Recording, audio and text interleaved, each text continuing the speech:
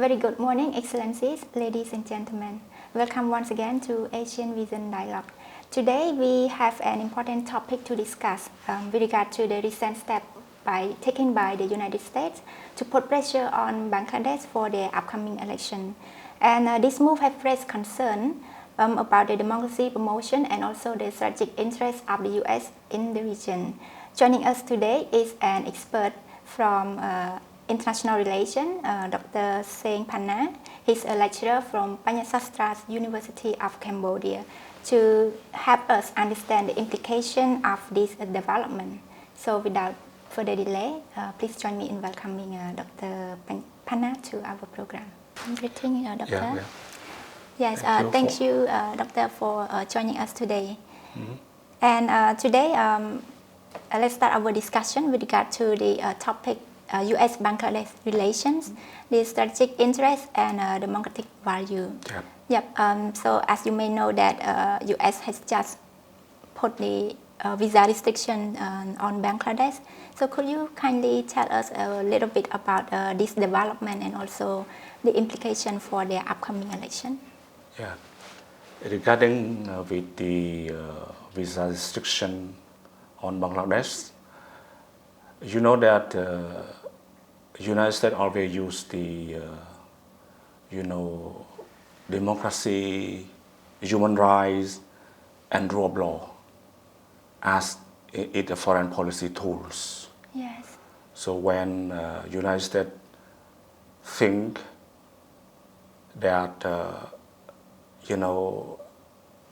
democracy process, human rights, and rule of law in that country is working, and then they have to announce something that to stop the backwarding.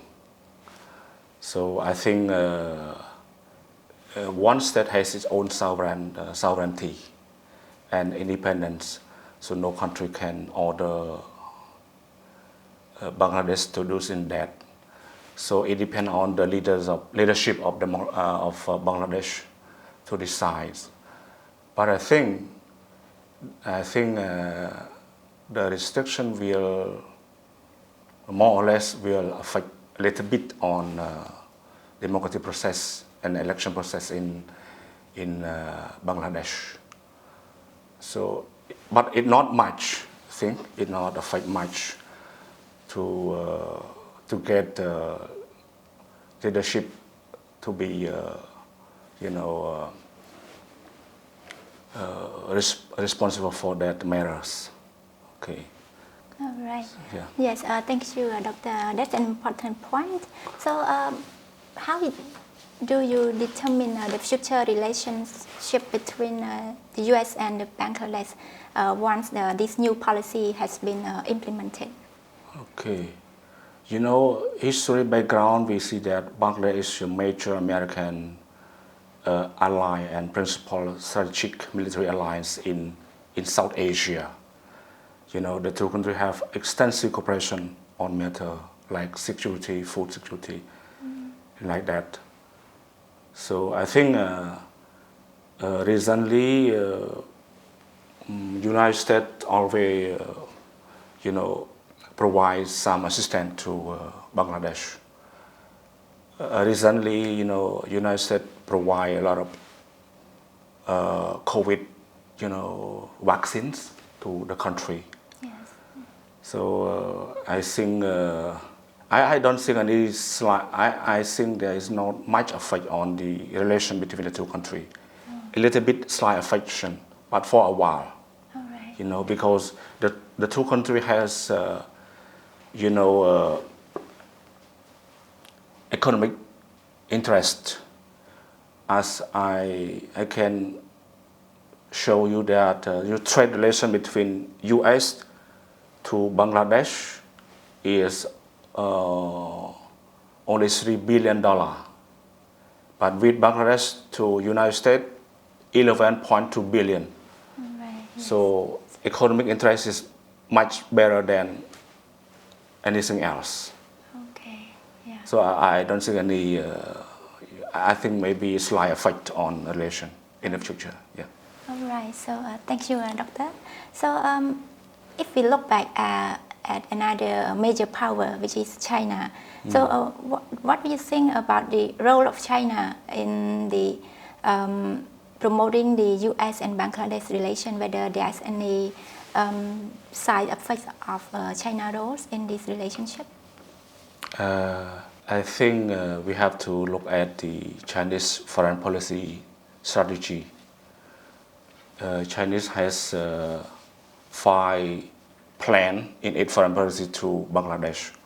One is counter all hegemonic ambition of India and United States in Bangladesh.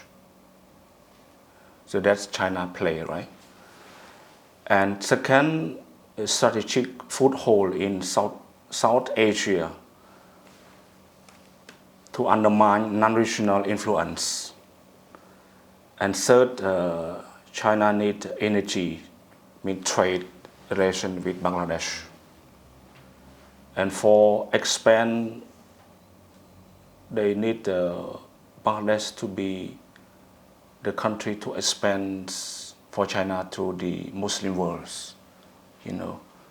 And fifth one, China need to rebalance relation with Southeast Asian. Because today, that South China Sea is a hotspot conflict between Asia and China. Right. So maybe China need that country to be, the way to deal with that matters. Okay. I think Bangladesh will balance between the powers. Today India is most fluent over Bangladesh, and then United States. And China is just emerging influence in that country.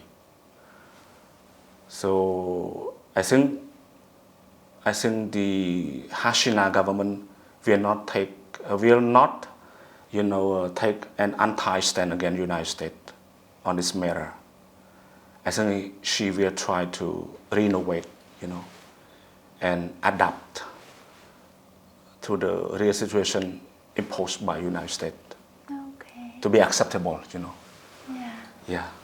Yes, so another last question for you. So when we're talking about the economic interest between Bangladesh and China compared to the strategic interest of U.S. toward Bangladesh with regard to democratic value, so what would be your suggestion to Bangladesh foreign policy? How would it try to navigate its foreign policy on this? I think isn't it balance between the powers,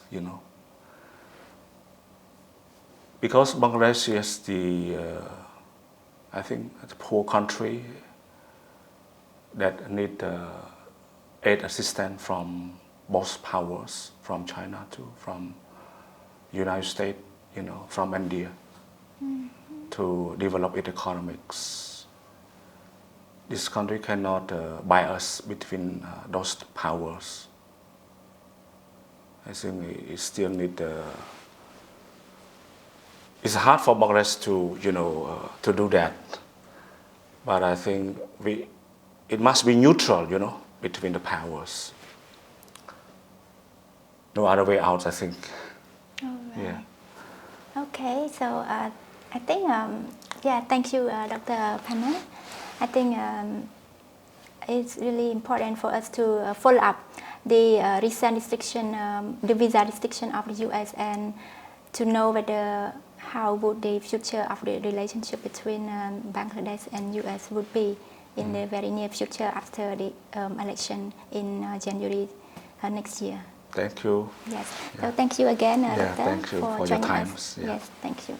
Excellencies, ladies and gentlemen, Asian Vision Dialogue has now come to an end. Thank you for tuning in. See you next time.